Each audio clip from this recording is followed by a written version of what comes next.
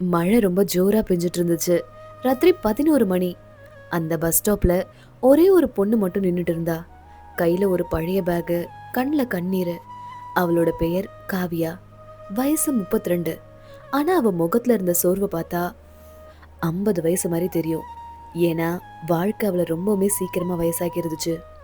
காவியாக்கு கல்யாணம் ஆனப்ப அவளுக்கு கனவுகள் நிறைய இருந்துச்சு. சின்ன வீடு, அன்பான கணவன், ஒரு குழந்தை, சந்தோஷமான வாழ்க்கை. ஆனா அது எல்லாம் கல்யாணம் ஆன 6 மாசத்துலயே உடைஞ்சு போச்சு. நீ எதுக்குமே லாய்க்கு இல்ல.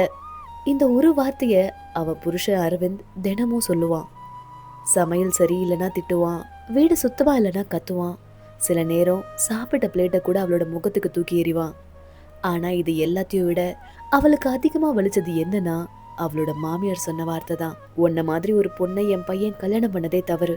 அந்த நாள் காவியா பாத்ரூம்குள்ள போயிட்டு கதவை பூட்டிட்டு சத்தம் இல்லாம அழுறா. ஏன்னா வீட்டுக்குள்ள கூட அவளுக்கு அழுற உரிமையே இல்லை.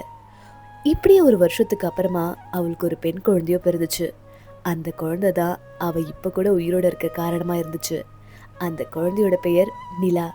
நிலா பிறந்ததுல இருந்து காவியாவில கையில எடுத்துட்டு ஒரே ஒரு விஷயம் தான் தன்னோட மனசுக்குள்ள நினைச்சா. என் பொண்ணு என்ன மாதிரி வாழ்க்கை வாழக்கூடாது அப்படின்ற மாதிரி. ஆனா கஷ்டம் அப்பதான் ஆரம்பிச்சது.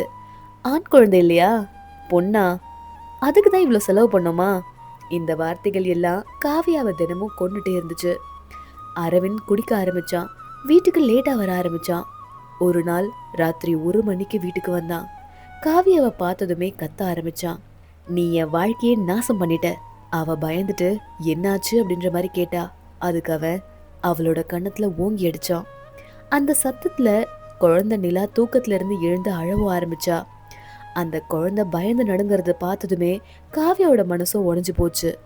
அந்த நைட்டு அவ ஒரு முடிவு எடுத்தா. காலையில 5 மணிக்கு எல்லாரும் தூங்கிட்டு இருந்தப்ப ஒரு பேக்ல தன்னோட ட்ரெஸ்ஸும் குழந்தையோட ட்ரெஸ்ஸையும் மட்டும் எடுத்து வச்சுட்டு அந்த குழந்தை நிலாவை தூக்கிட்டு அந்த வீட்டை விட்டு வெளியே போனான். வெளியில பயங்கரமான மழை.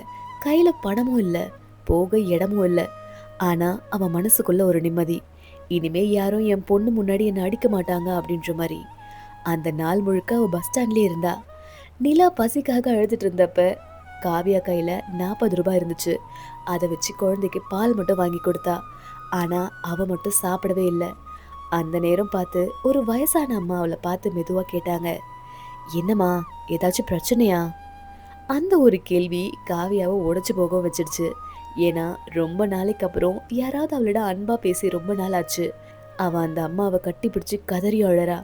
அந்த அம்மாவோட பேர் மீனாட்சி. அவங்க சின்னதா ஒரு மெஸ்ஸோ நடத்திட்டு வந்தாங்க. நீ வேணும்னா இங்க வேலை பண்ணலாமா அப்படின்ற மாதிரி அவங்க ஒரு வார்த்தை காவியாவுக்கு சொன்னாங்க. இந்த ஒரு வார்த்தை காவியாவுக்கு கடவுளே குரல் கொடுத்த மாதிரி இருந்துச்சு. அதுக்கப்புறம் வாழ்க்கை மெதுவா மாற ஆரம்பிச்சது. காலையில 4 மணிக்கு எழுந்து இட்லி மாவு அரைச்சா, சமையல் பண்ணா, டேபிள் கிளீன் பண்ணா, ராத்திரி வர வேலை. உடம்பு வலிச்சாலும் மனசு மட்டும் ஸ்ட்ராங் ஆக ஆரம்பிச்சது.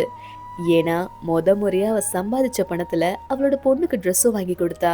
ஒரு நாள் இந்த குட்டி நிலா ஸ்கூல்ல இருந்து ஓடி வந்து கேட்டா, அம்மா, என் கிளாஸ் டீச்சர் கேட்டாங்க உங்க அம்மா என்ன வேலை பண்றாங்கன்னு.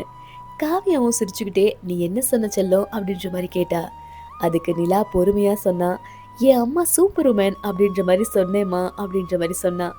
அந்த நிமிஷம் காவியாவோட கண்ணில் அப்படியே கண்ணீரும் வந்துச்சு. ஏன்னா வாழ்க்கையில முறையா யாரோ அவளை மதிச்சாங்க அப்படின்ற மாதிரி ஒரு எண்ணம். வருஷங்களும் ஓடிச்சு. நிலா பெரியவளா வளர்ந்தா. நல்லா படிச்சா, ஸ்காலர்ஷிப் வாங்கி டாக்டர் படிக்க ஆரம்பிச்சா. ஒரு நாள் மெடிக்கல் காலேஜ் ஃபங்க்ஷனும் வந்தது. நிலாவுக்கு அவார்டும் கொடுக்க போறாங்க. அந்த ஸ்டேஜ்ல நிலா மைக்கு பிடிச்சு பேச ஆரம்பிச்சா. இந்த அவார்ட் என்னோட அம்மாவுக்காக. என்னை தனியா வளர்க்க அவங்க வாழ்க்கையை தியாகம் பண்ணிட்டாங்க. நான் டாக்டர் ஆகிறதுக்கு காரணம் என்னோட அம்மா தான். ஆடியன்ஸ் முழுக்க கிளாப்ஸும் பண்ணாங்க. காவியா ஆடியன்ஸ் கூட உட்காந்து அழுதுட்டே இருந்தாங்க. அந்த நேரம் பல வருஷங்களுக்கு அப்புறம் அரவிந்தும் அங்க வந்திருந்தான். முடி நரைச்சு முகம் சோர்ந்து தனியா நின்றுட்டு இருந்தான். அவன் மெதுவா காவியா கிட்டவும் வந்தான். என்னை மன்னிச்சுட்டு காவியா அப்படின்ற மாதிரி அவளை பார்த்து கேட்டான். ஆனா இந்த முறை அவ கண்கள்ல பயமே இல்லை, தன்னம்பிக்கை மட்டும் தான் இருந்துச்சு. அவ மெதுவா சிரிச்சுட்டு சொன்னா, நான் உங்களை மன்னிச்சிட்டேன், ஆனா நான் பழைய காவியா இல்லை. அந்த நாள் பல வருடங்களுக்கு பிறகு காவியா மனசார சிரிச்சா. ஏன்னா அவ வாழ்க்கை ஃபைனலி அவளோடதான் மாறி இருந்துச்சு. ஒரு பொண்ணை உடைக்கலாம், ஆனா அவ தன்னம்பிக்கையோட திரும்ப எழுந்து வந்தா அவளை யாராலுமே தோக்க முடியாது தானே.